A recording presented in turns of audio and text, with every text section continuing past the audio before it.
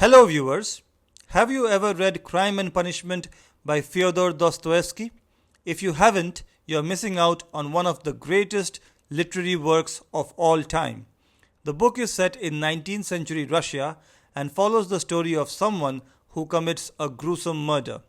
It is a crime thriller, and although it was published 158 years ago in 1866, I don't want to give out any spoilers for the benefit of those who may still have not read the book.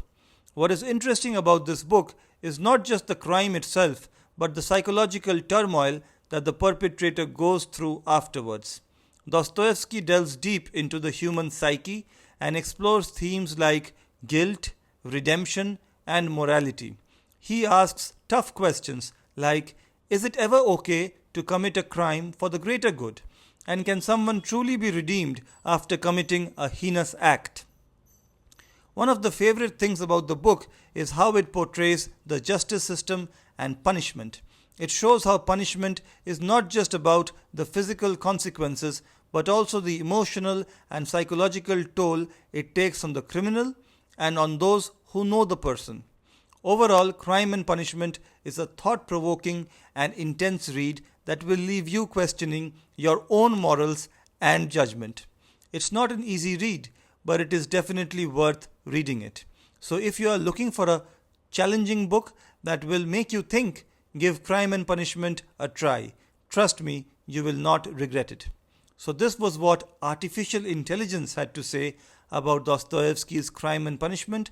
Now let me share 5 things that I found most fascinating about this book.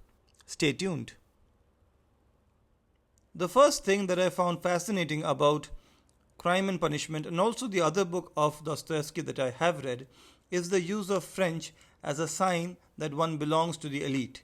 Whenever a character tries to express their education or their proper upbringing, they tend to speak in French. And it's quite frustrating for someone like me who is reading an English translation of a Russian work and to find untranslated bits of French here and there, which indicate that a person is trying to express that they belong to the elite. There must be something about French and being part of the elite that must have been prevalent in 19th century Russia. I found that fascinating. Whenever somebody who is visibly poor tries to state that they were not poor throughout their lives, they resort to speaking a little bit of French or sing in French. I found that fascinating. Let's go to the second takeaway. The second thing that I found fascinating about this book is the concept, which is quite prevalent now but may have been quite revolutionary back then, that the only reason a person commits a crime is because of the fact that they're living in abject poverty. Or in other words, does abject poverty justify the committing of a crime, whether it is robbery or murder or other crimes? So that is the concept that has been explored here, and whether it is okay for people living in dire conditions to commit a crime, is that the only way out for them? I found that fascinating, the exploration of this theme. The other theme which builds on this is what I call the Napoleon concept. This has been talked about in great detail in this book. Basically talks about some figures in history who are now considered as legends, are worshipped, are revered, but can be viewed dispassionately as criminals. And the example given is that of Napoleon. So if Napoleon committed the first crime and was caught and was tried as a common criminal, would he grow to become Napoleon? If somebody commits a single crime and thousands of great deeds, will he be remembered for the crime or the great deeds? Fascinating questions.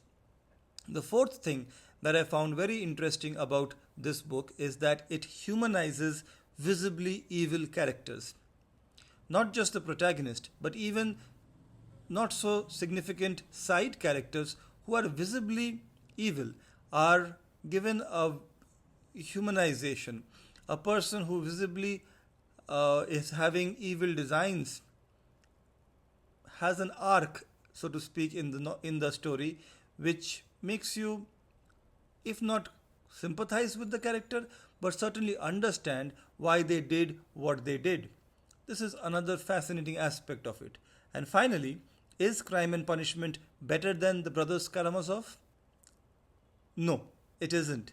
But that doesn't take anything away from Crime and Punishment. Crime and Punishment is perhaps one of the most addictive books I have read. It is an amazing page turner.